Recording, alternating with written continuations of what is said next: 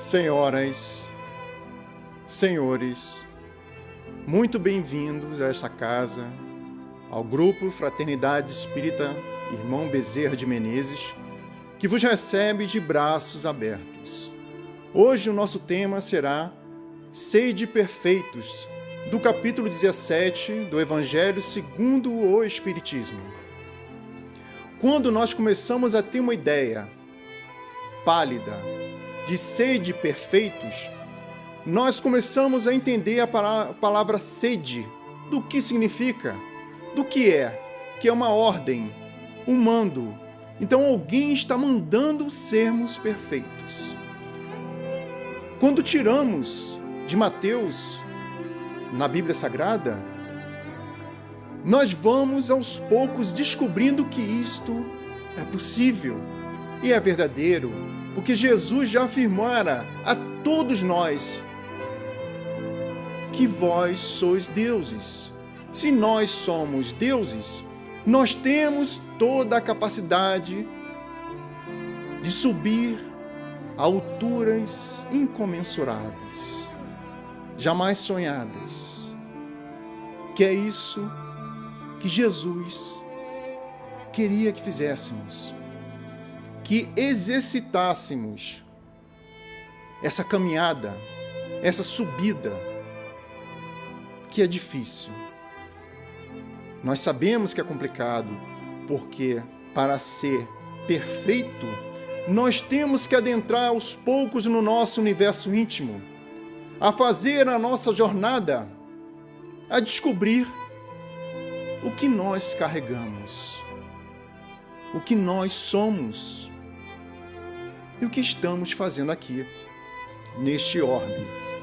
Apesar do planeta ter aproximadamente 4 bilhões de anos, nós observamos a variedade de tecnologia, de avanços, de progressos evolutivos da raça humana. Nós fomos capazes de colocar o homem à Lua, de mandar satélites a Júpiter, Saturno, Plutão, aí desvendando os mistérios externos.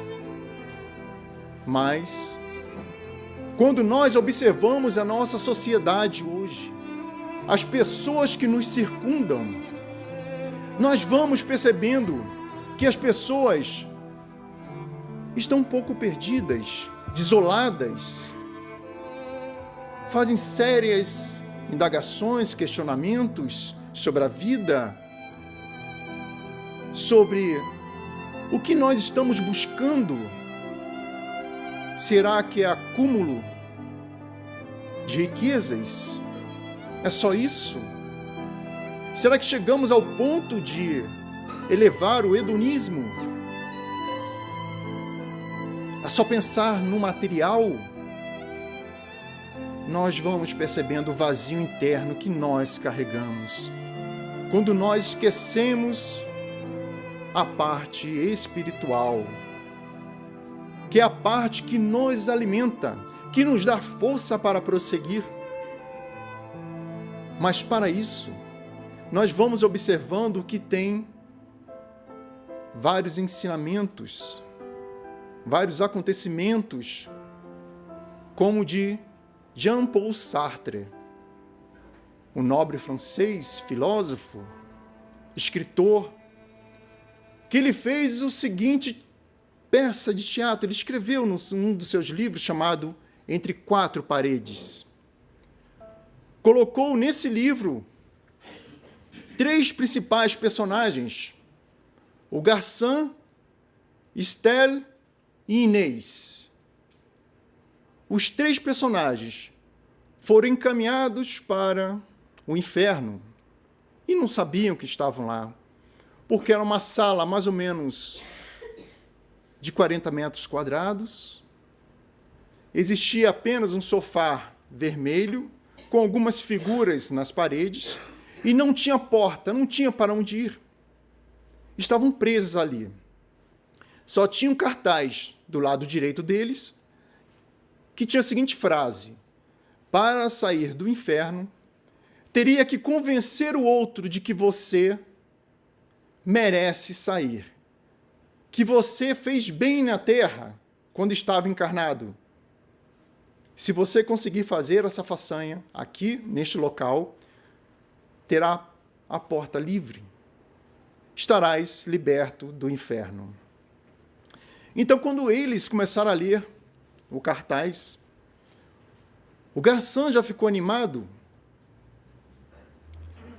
Ele olhou para Inês e falou: convencerei. Irei até ela. E de lá, ela sairá crente de que eu sou uma pessoa boa e sairei deste inferno. Só que aos poucos o calor ia aumentando. E o estresse entre os três era imenso, era tremendo. Mas, quando ele chegou perto de Inês, ele logo começou a usar a sua sensualidade, a parte mais esbelta que ele tinha, seu porte atlético. Ele começou a chegar próximo a ela, a envolvê-la e dizer: Inês, eu na terra fui um escritor, uma pessoa boa. E como era um escritor, dava aulas em várias cidades. E eu fiz tanta coisa boa porque o meu sonho era ser herói. Era ser uma pessoa decente. E eu fui. Inês, eu fui. E agora? Estás convencida? A Inês olhou bem no fundo dos seus olhos e disse-lhe: aqui, infelizmente, garçom, não tem como a gente utilizar máscaras. Nós escondermos, porque aqui, no inferno, nós vemos a verdadeira face, o verdadeiro self do indivíduo. Não tem como nos enganarmos. E eu sei que tu foste covarde, fugiste da responsabilidade, porque a cada cidade que ias, cultivava famílias. Principalmente as jovens. Chegava próximo a elas, enganavam, só para se aproveitar delas. Pobre indivíduo, estás querendo me convencer, mas és, com certeza, um grande covarde. E nisso o garçom baixou a cabeça na hora e começou a sofrer internamente, porque o que ela dissera era verdade. Como não existia espelhos no inferno, cada um era o espelho do outro. Através dos seus olhos você enxergava o outro. Não tinha como se esconder. Não estava mais no plano da matéria. Não tinha como usar e utilizar as máscaras. Pensarás coisa boa de mim, porque eu fui uma pessoa boa na terra. E eu vou convencer. E chegou perto de Esther. Só que Esther era um pouco vaidosa. Ela gostava de se arrumar, de pentear o cabelo, mas não tinha espelho. Como vou olhar o espelho? E a Inês chegou próxima a ela, descobrindo, através do pensamento, do que ela queria, o desejo dela, e falou para Esther: Esther, eu serei o seu espelho. Olharei para você, e você olhará no fundo dos meus olhos, e de lá poderei enxergar a sua imagem e pentear melhor o seu cabelo e utilizar as maquiagens. E ela começou a olhar. Só que a Inês começou a se aproximar cada vez mais e se apaixonou pela Esther. Se envolveu. E começou a conversar com ela, a dizer que era uma pessoa boa, que era uma pessoa amigável, gostava de todas as criaturas da face da terra, que não fazia mal a ninguém. E nisso a Esther, olhando bem no fundo dos seus olhos, ela falou: Inês, como você disse para a garçom, que aqui não tem como usar máscaras para enganar outro, eu sei do que fizeste na terra. Tu cobiçaste uma mulher que estava comprometida com um homem, e com seu desejo era enorme por aquela mulher, você cometera uma atrocidade. Quando você trabalhava nos Correios dentro da estação de trem, você deu um empurrão no noivo da mulher que você desejara. E ele escorregou, caiu no trilho. E o trem, quando estava passando, passou por cima dele. Mas nisso, não se contentou, chegou próximo da mulher, em luto ainda, e queria ficar mais próximo a ela. E ela a rechaçara, a recusara. E nisso você ficou tão translocada com aquilo, tão perturbada, que não vira que estava próximo à plataforma do trem. E caíra, e acontecer o mesmo destino que o noivo que você o empurrou. E é por isso que você está aqui. E nisso, como enxerguei a sua verdadeira personalidade, o seu verdadeiro eu, foste também covarde, medrosa. Por isso que mereces ficar aqui. E nisso, a Inês baixou a cabeça, porque era verdade que ela estava falando a Esther. E a Esther, por sua vez, queria também convencer, mas a quem só tinha 3. Um já estava no canto, o outro também. E ela, como ela tinha uma afeição melhor com o homem, chegou próximo de Gassã. Gassã, eu fui uma dádiva na terra.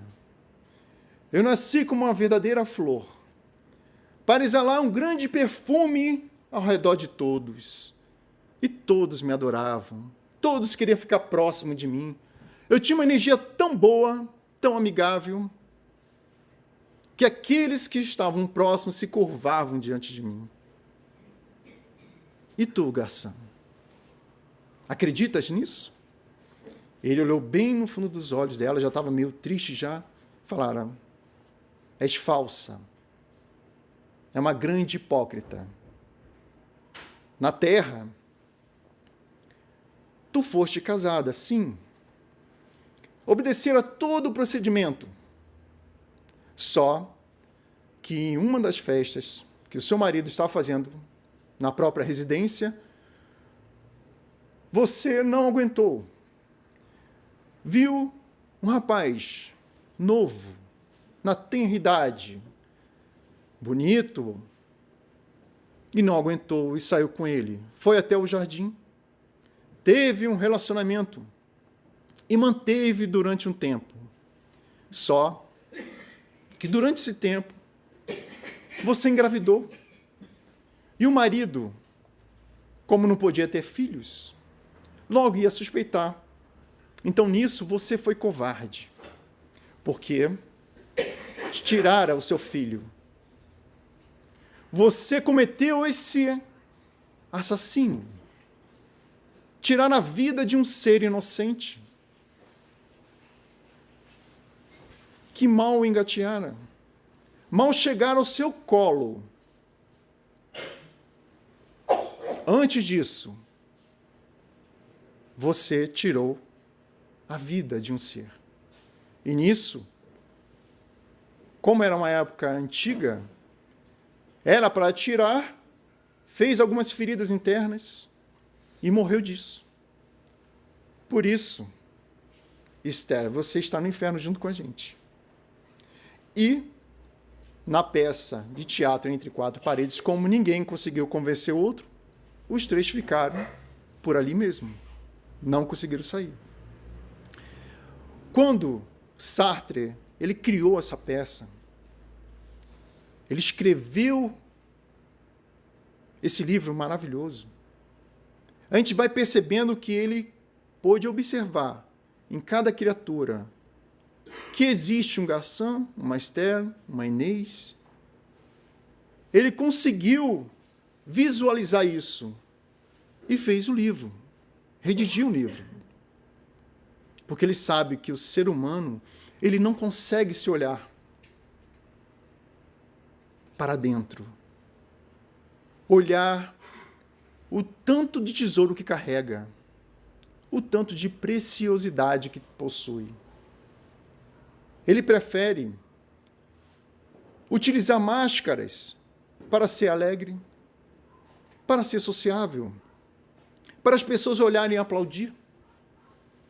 Mas, quando começa a fazer isso, começa a se enganar.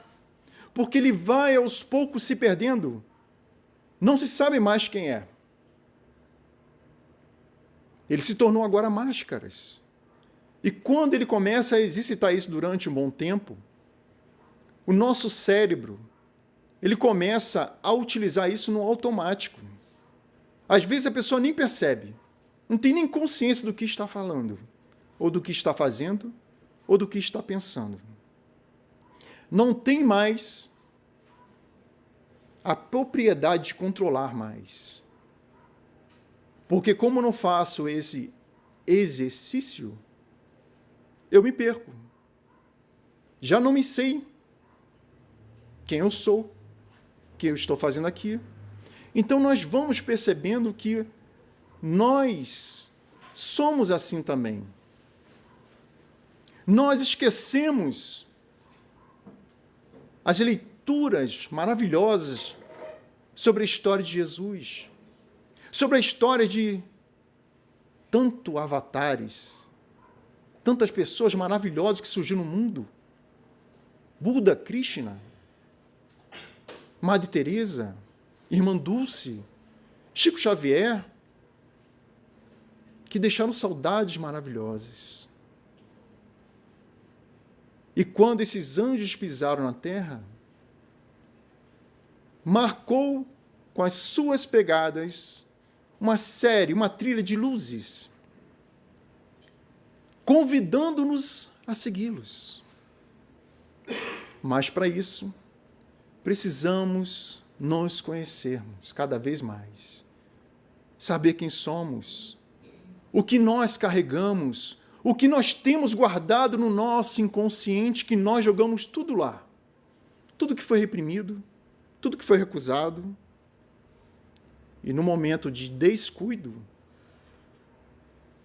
o nosso porão, ou sótão, ele se abre. E sai coisas dali que, como eu não controlo, eu não sei, porque eu escondo tudo lá, pode sair qualquer coisa. No momento da pressão no trabalho, no momento de uma discussão em casa, no momento que eu paro e freio num sinal próximo a um pedestre. Dali pode sair uma briga, pode sair um impropério qualquer das duas partes. Porque eu não me conheço, eu não consigo saber quem eu sou e fica difícil, porque eu vou guardando esses materiais embaixo do tapete. Porque eu não quero que isso apareça. Mas, no momento de uma pressão, de uma briga, isso vem à tona. E eu não consigo controlar. Não tem aqueles que falam que o sangue ferveu, subiu a cabeça. Eu me perdi. Era isso. Quando nós não fazemos esse exercício no nosso íntimo, nós vamos sendo controlados por eles, pela nossa sombra, que vem aparecendo cada vez mais. Porque é isso que nós, aos poucos, alimentamos quando nós deixamos de conhecer. Preferimos ficar na ignorância e ficamos guardando coisas no porão. E nisso, nós temos uma história maravilhosa de uma pessoa que demonstrou que ela, quando ela fez esse movimento para o seu interior, ela se modificou. É Edith Eger. O exemplo dela está até hoje no mundo. Ela foi uma das sobreviventes de Auschwitz. Em 22 de maio de 1944, foi a entrada dela em Auschwitz. Para quem não conhece, era um campo de concentração, onde os judeus foram praticamente, a maior parte, exterminados. Usado para testes, pela ciência, para que os alemães pudessem vencer a guerra. E nisso, ela começou a comentar sobre a sua história. Edith Eger, uma das sobreviventes. Ela falara que quando ela entrara pelo portão de Auschwitz com a família, ela não sabia o que era. Era uma criança, estava próxima da irmã, a mãe ao lado, junto com o pai, e eles entraram. E nisso, com o passar do tempo, ela foi percebendo o quão de sofrimento existia nesse local, das pessoas que não eram alemão, não participava do clã, era excluído. Então, quando ela começou a vivenciar isso, ela começou a ficar com medo. Nossa, mas isso é uma monstruosidade que eles estão fazendo. Ela começou a ficar cada vez mais desesperada, a querer sair dali.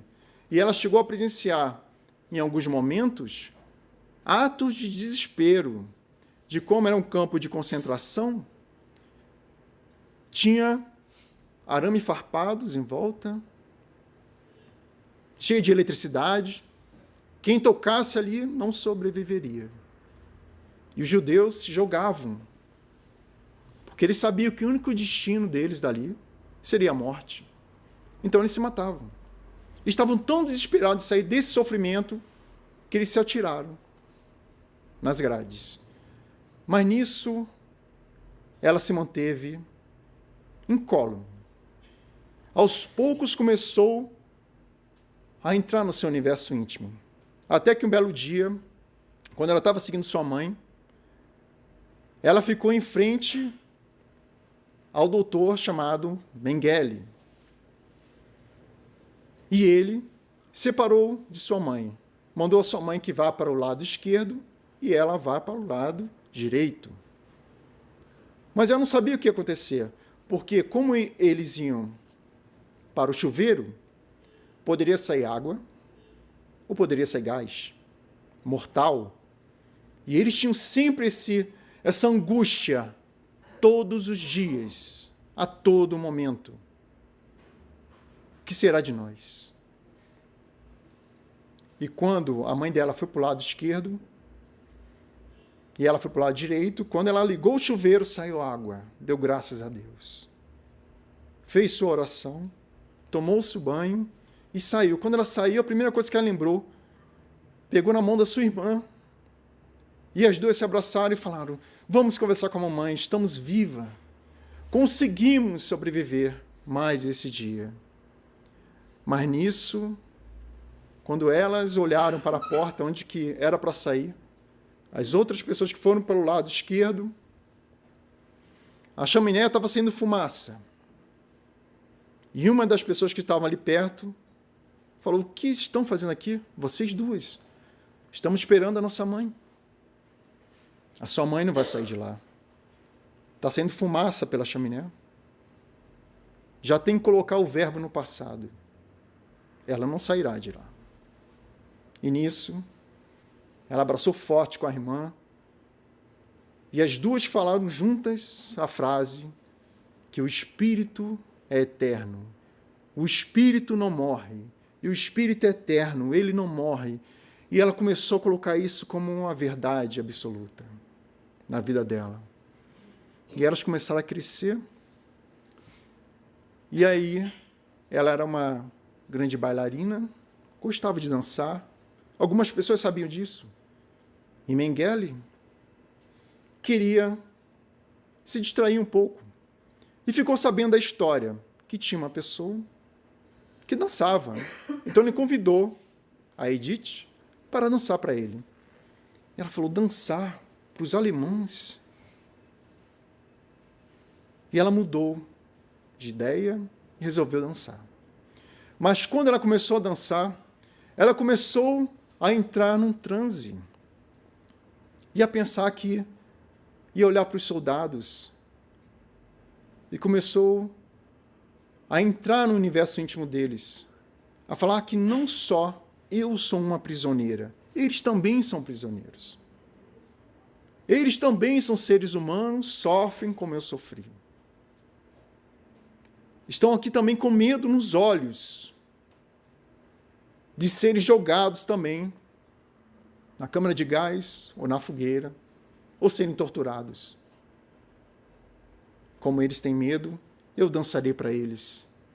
E colocou isso bem firme na sua mente e começou a dançar, mas dançou maravilhosamente, que o Mengele adorava. Falou, todos os dias que eu venho aqui, você dançará para mim. E ela dançava cada vez mais. E nisso, com o passar do tempo, Mengele resolveu tirar alguns sangues de alguns judeus e viu que ela tinha um tipo sanguíneo de doador universal, O negativo. Começou a tirar o sangue dela, e ela, preocupada com aquilo, não sabia do que se tratava. Por que está retirando meu sangue?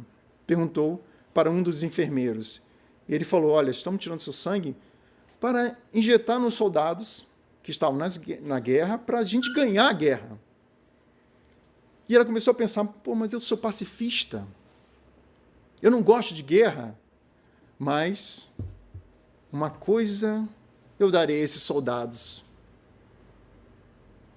No meu sangue, irei enviar a minha paz, o meu amor, para todos aqueles soldados que sofrem, que gemem, que estertoram pelo sofrimento.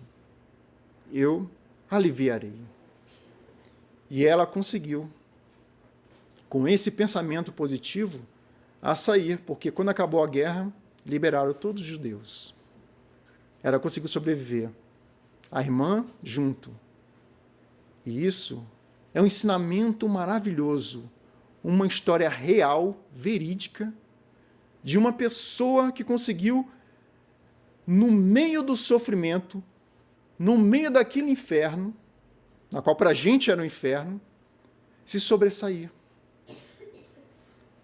De entrar no seu universo íntimo e descobrir a sua perfeição. E ajudar aqueles que a fizeram sofrer. Isso não é a perfeição da qual Jesus falara para a gente? Sede perfeitos, amai os vossos inimigos, orai por aqueles que te perseguem e te caluniam, desejai o bem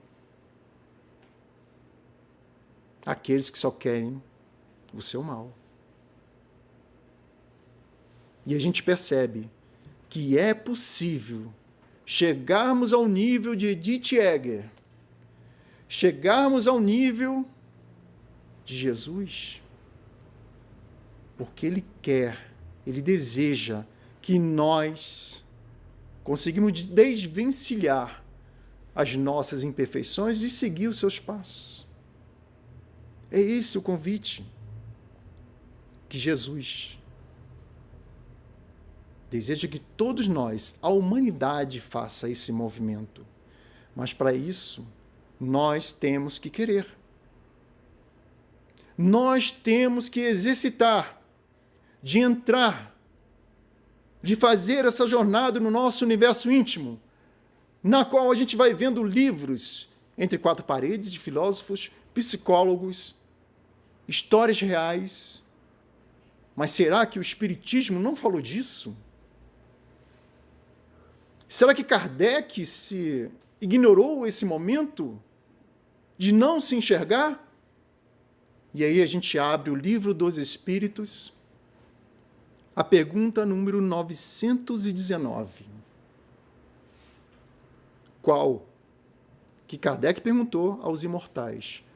Qual o meio prático mais eficaz que o homem tem de se melhorar nessa vida e resistir à atração do mal?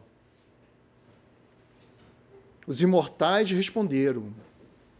Um sábio da antiguidade vô-lo disse: conhece-te a ti mesmo. Quando a gente faz esse movimento, a gente percebe que Kardec ele realmente foi maravilhoso nesse momento. Porque os imortais responderam para entrar no nosso universo íntimo para se conhecer. Porque como que você, como que eu, como que nós seremos perfeitos se a gente nos ignora. Não queremos fazer essa viagem, porque é muito árduo, é difícil, é complicado. Imagina eu chegar e ver aquelas imperfeições que eu carrego. A coragem que às vezes a gente perde. Ou o comodismo. Não, quero ficar assim, tá bom para mim. Mas não quer se melhorar? Não quer sair dessa acomodação? Como muitos falam, sair da zona de conforto. Porque é complicado. É trabalhoso fazer isso. É trabalhoso penetrar na nossa intimidade e descobrir as coisas que carregamos, que fomos nós que criamos. Nós somos seres de vidas milenares, passadas. Carregamos coisas que nem imaginamos carregar.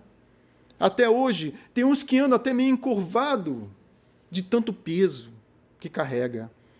Porque quando nós reprimimos as coisas que não queremos, as emoções que não queremos, e quando utilizamos máscaras, nós gastamos energia para isso. Se a gente fizéssemos essa viagem no nosso íntimo, ia descobrir cada vez mais como nós somos, o que carregamos e a energia que a mente faz para conter, vocês iam gastar essa energia com outras coisas. Na meditação, na oração, uma prece de amor, ia com mais força, com mais vigor, porque você já não precisa mais se esconder.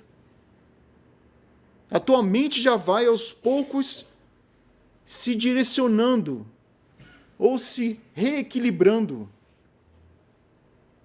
numa nova passada, numa nova informação na qual nós estamos criando.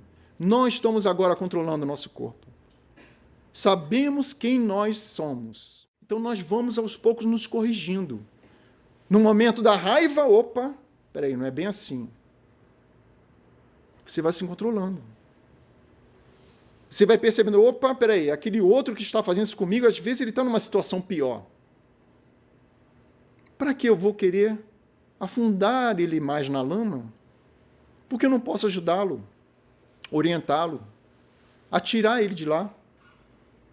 Porque quando nós vemos a flor de lótus, ela nasce na lama. Ela nasce naquele lago podre,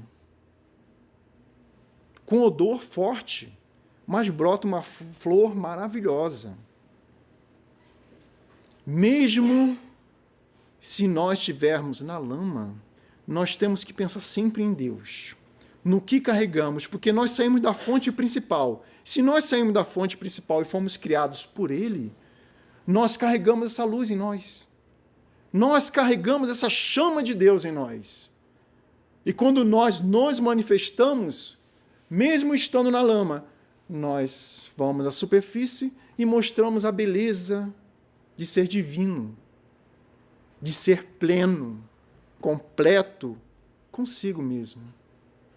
Já consigo saber quem eu sou. Já consigo me controlar, porque as emoções, às vezes, você não consegue extirpar, porque ela faz parte de nós. Mas, pelo menos agora, quem controla sou eu. E quando eu controlo, eu vou criar novos aplicativos e programas no meu cérebro. Vamos ler um pouco mais sobre Jesus. Vamos ler sobre o Evangelho segundo o Espiritismo, o Livro dos Espíritos, a Bíblia Sagrada e começar a praticar. Não deixar apenas na teoria. Praticar cada vez mais. Porque quando nós começamos a fazer isso, nós brilhamos para o mundo.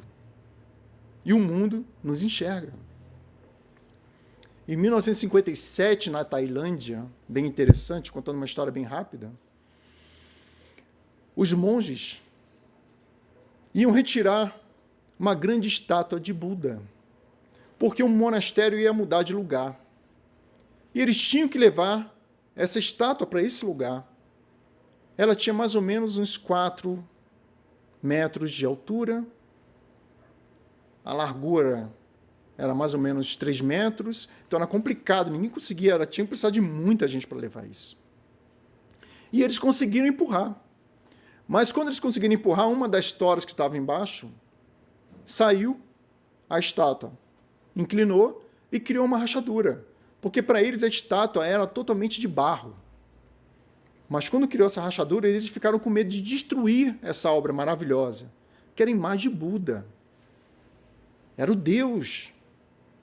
Então não vamos mexer com ele agora. Vamos deixar para amanhã. Vamos aguardar. E os monges aguardaram. Mas à noite, um dos monges resolveram ver se a estátua estavam boas ainda, em condições de continuar, ou se naquela rachadura tinha que colocar mais barro. O que tinha que fazer nela? E nisso ele usou uma lanterna. Estava à noite, era à noite, não tinha muita luz, usou uma lanterna. E quando ele iluminou uma das rachaduras, a rachadura começou a voltar uma luz. Ele falou, que loucura é essa? Tem uma luz ali dentro? E começou a bater na estátua de barro, com as ferramentas adequadas.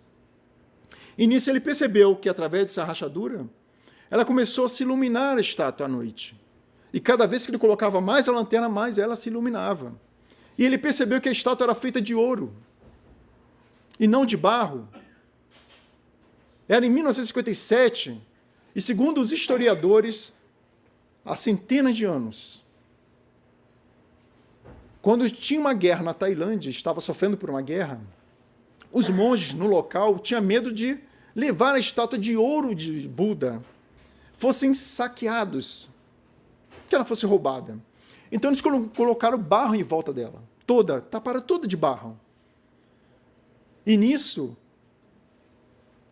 a guerra aconteceu, os monges foram todos massacrados, não sobreviveu nenhum que participara daquele acontecimento, daquele contexto histórico, e começaram a surgir novos monges que não conheciam da história. Olha que interessante. Um ouro escondido no barro. Quando a gente começa a fazer essa analogia, a gente vai percebendo que nós somos feitos de ouro, nós somos dourados, nós brilhamos essa luz dourada em nós, cada vez mais. E Jesus, na época, quando falou vós sois deuses, ele observou em cada criatura isso. Ele visualizou isso. Ah, mas no meio tinha mentirosos, tinha ladrões. Tinha. Mas mesmo ladrões, mentirosos, assassinos, estupradores, eles também são deuses. Só que como na loucura e no desequilíbrio nós nos descontrolamos, saímos de si, nós temos que amparar esses seres e voltar para a realidade, entrar no universo íntimo e descobrir quem és. Estão perdidos. E quando eles descobrem, eles se tornam seres maravilhosos, porque a história conta isso. Olhando em um dos livros de André Luiz, maravilhoso, quando a gente vai observando a reencarnação, ela já trabalha com isso. Numa reencarnação, uma vida passada, uma pessoa cometera um ato de desatino, pegaram uma adaga e enfiou na mulher, na esposa, e abreviou a sua vida. Mas, numa vida à frente, após essa, ele retornou como um doente, indo para o hospital, precisando de ajuda. E ela, que ele mataram numa vida passada, foi a enfermeira que cuidou dele. Olha, a reencarnação ajudando. Nesse momento, os laços que ficaram do passado, do sofrimento, sendo unidos pelo amor das criaturas. Que acontece isso a todo momento. Na história da humanidade, esse entrelaçamento de amor ao próximo, de amor à humanidade, que nós vamos aprendendo. Por isso que nós precisamos reencarnar. Porque quando nós vamos na pergunta número 132 do Livro dos Espíritos, Kardec pergunta qual o objetivo da encarnação. Os imortais responderam que a encarnação, o objetivo dela, foi para que vós torneis perfeitos. Como perfeito é o vosso Pai que está no céu. Nós saímos dele. Nós temos o DNA divino em nós. Nós brilhamos. Então vamos cada vez mais entrar no nosso universo, porque não vai ser outras pessoas que vão entrar no nosso. Somos nós. Temos que fazer esse trabalho. É dificultoso, é árduo, é trabalhoso, mas tem que fazer. Porque se não fizer, vamos continuar perdidos, vamos continuar indo conforme a maré. Se os outros vão para lá, eu vou junto. Se vão para cá, eu vou junto. Porque eu não sei para onde eu vou. Então, quando eu começo a me encontrar, eu já escolho, já traço um caminho. Eu já consigo palmilhar com mais força e firmeza. Mesmo aquelas pessoas que estão ao meu redor vão falar, não, esse caminho está errado, sai daí. Não, esse caminho fui eu que escolhi. Esse caminho eu vou trilhar com fé, com força, com dedicação e comprometimento. Porque você se compromete quando você começa a fazer esse exercício com você mesmo, de se melhorar, de ser perfeito.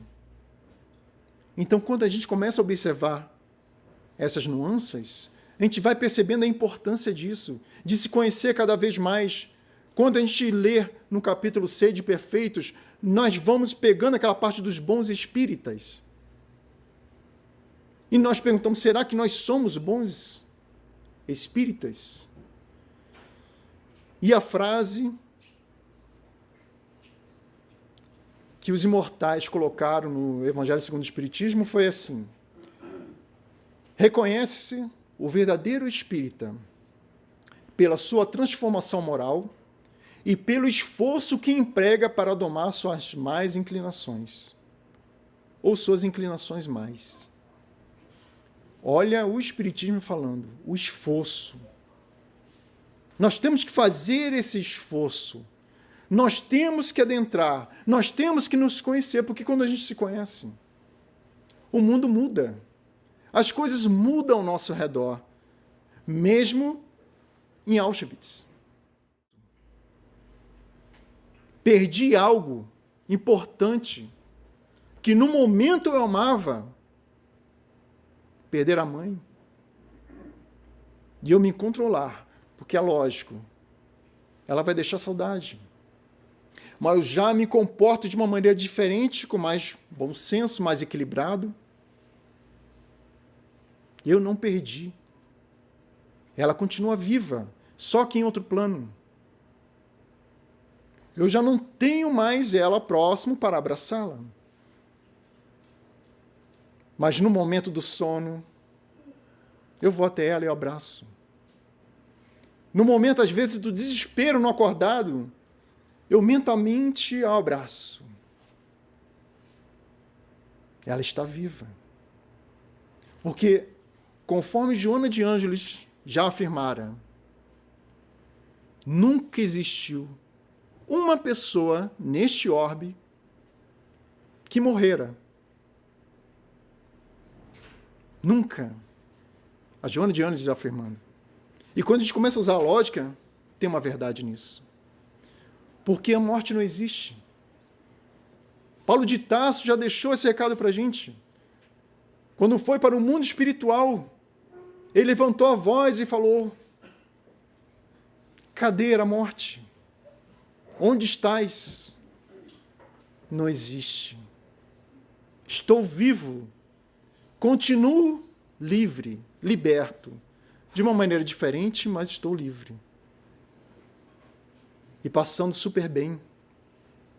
Porque, segundo Emmanuel falou para o Chico Xavier, se quiser ter uma boa morte, uma boa desencarnação. Tenha uma boa encarnação. Quer morrer bem, vive bem. Quer morrer mal, vive mal. É simples, Chico. Dando conselhos. Não só a Chico, mas a toda a humanidade. Então vamos viver bem com a gente. Vamos nos conhecer. E vamos corrigir os nossos passos. O que eu estou fazendo hoje? O que eu estou fazendo agora? O que eu estou pensando? Será que eu estou pensando em coisas boas, coisas ruins? Eu estou mais afinizado com que tipo de energia? Que poderá me ajudar? Que poderá dar ferramentas para adentrar nesse universo íntimo cada vez mais?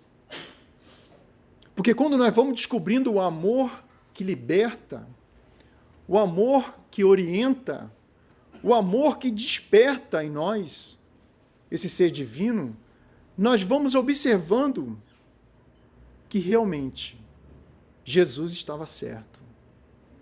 Vós sois deuses. Fareis tudo o que eu fiz. Ainda colocou uma frasezinha, uma palavrinha ali a mais. Fareis tudo o que eu fiz e muito mais. Quando ele colocou muito mais, a gente não tem nem ideia. O muito mais dele. Fareis tudo o que eu fiz e muito mais. Aí quando a gente lê a pergunta número 625, está lá a resposta. Primeira pergunta de Kardec. Qual o tipo mais perfeito que Deus tem oferecido ao homem para servir de guia e modelo? Os imortais responderam, Jesus. Uma única palavra. E quando a gente vai conhecendo um pouco mais esse ser angélico, nós vamos percebendo que é verdadeiro essa resposta. Nesse questionamento que Kardec fez. 18 de abril de 1857. Saiu essa resposta. E hoje a gente lê e não tem nem ideia de quem foi esse Jesus, do que ele fez.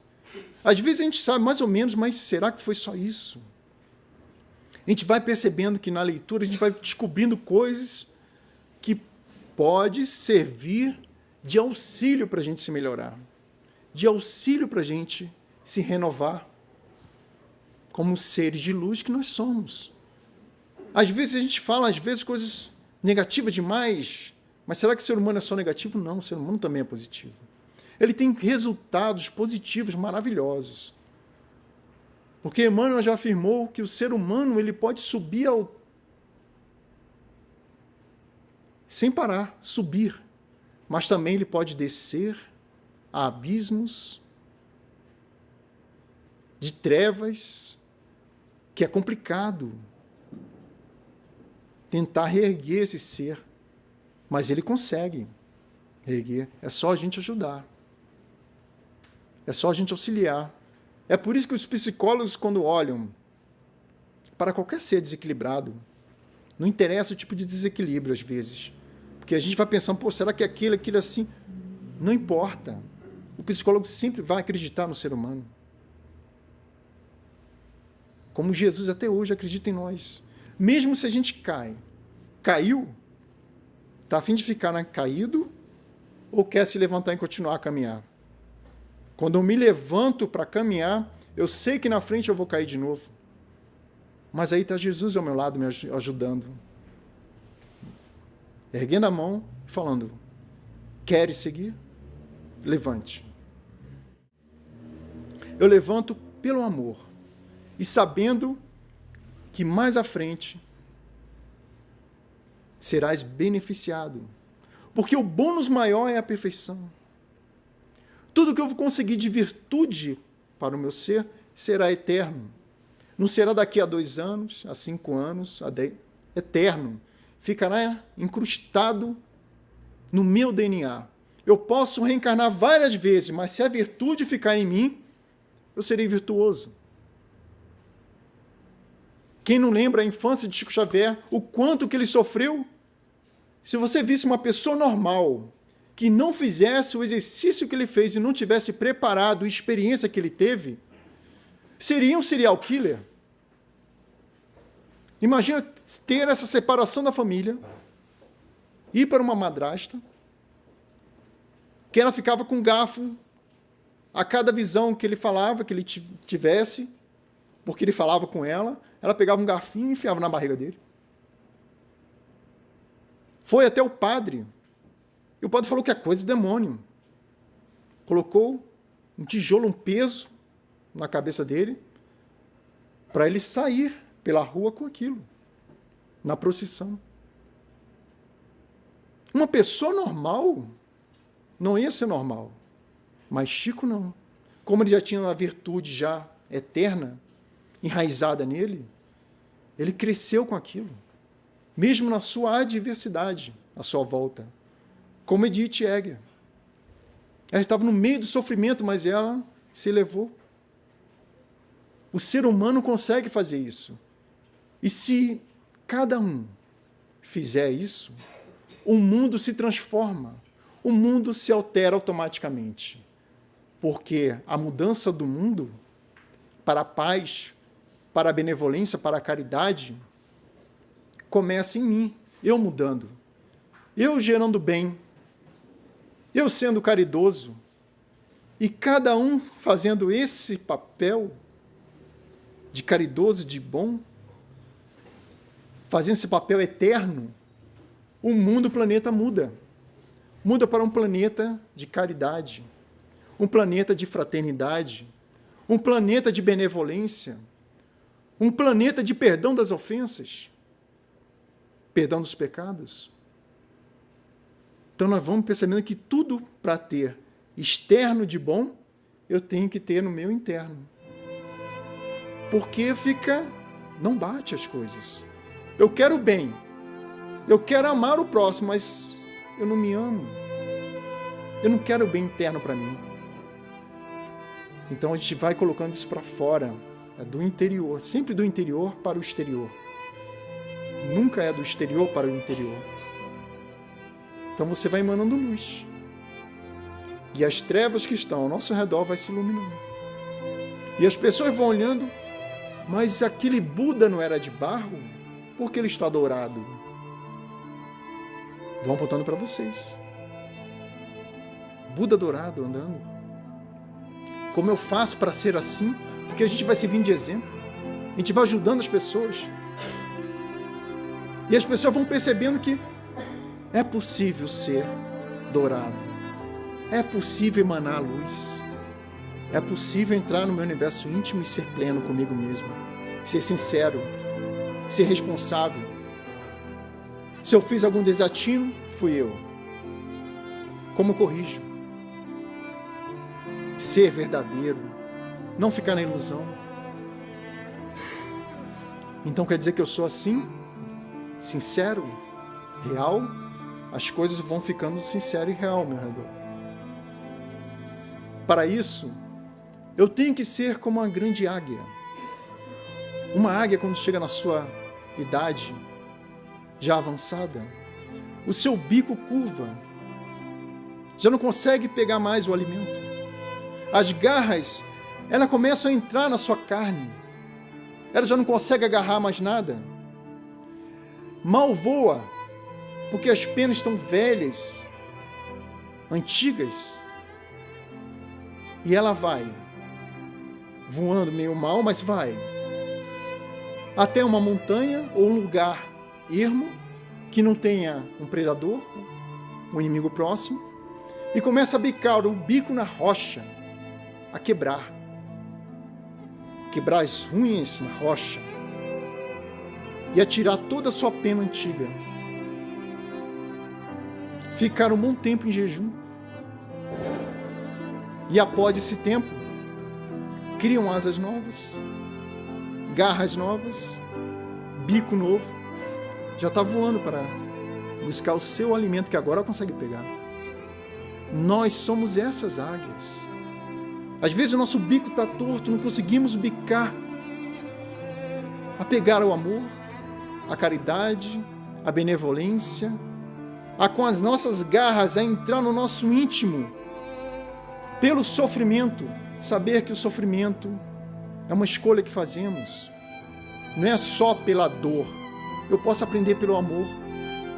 E aí eu tiro essas unhas, essas garras que me engalfinham, que fazem eu sofrer. E as asas, eu tiro as penas. Vem penas novas, eu consigo voar. Eu consigo alçar voos maravilhosos, junto com Jesus. Que é esse convite desse ser de luz, esse sol de quinta grandeza que nos convida a sermos sóis. Que vós sois deuses, nós podemos voar. E é esse desejo que aqui, nessa palestra, eu faço a todos vocês, é comigo também, a abraçar essa causa e fazer esse voo maravilhoso com Jesus. Porque somos deuses, somos luzes, só temos que acreditar e agir com responsabilidade. Muito obrigado e vão em paz para suas casas.